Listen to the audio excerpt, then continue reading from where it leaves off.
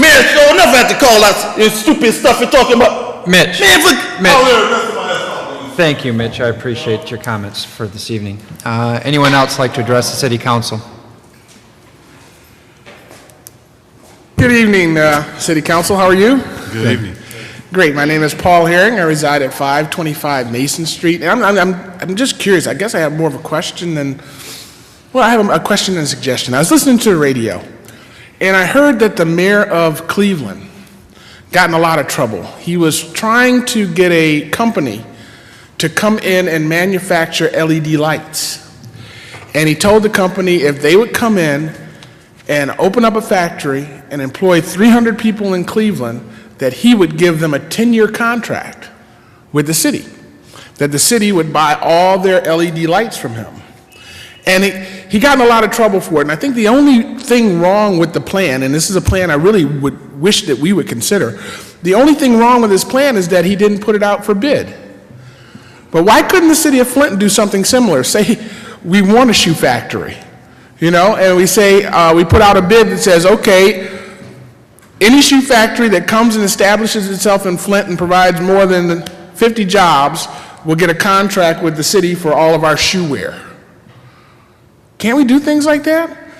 Can't we put a bid out for the same thing Cleveland did for the light bulbs that we use in City Hall and all the city and all the municipal buildings? We buy light bulbs.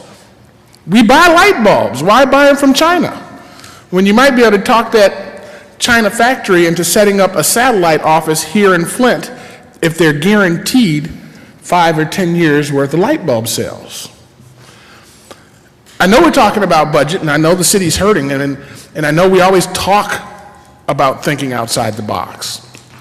But it's not often that we see thinking outside the box.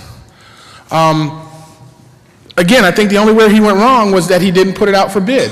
If he would have put it out for bid and let the other light manufacturers bid on it, it would have been a golden deal, a parachute deal. I don't know if that's the role of a city planner. I don't know if that's a role of a master plan where we sit down and we decide what kind of industries do we want here. Do we want to be the college town?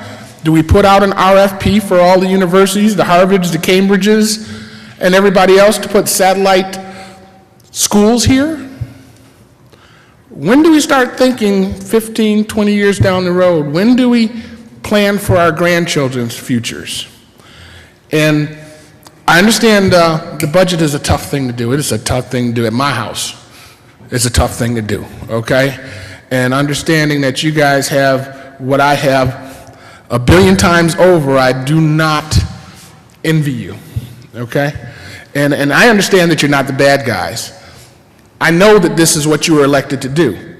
This is what the council is elected to do, to dissect the budget, to try to save the citizens money, to make sure services that the citizens need are in place. God bless you. Thank you, Mr. Herring. Anyone else like to address the City Council?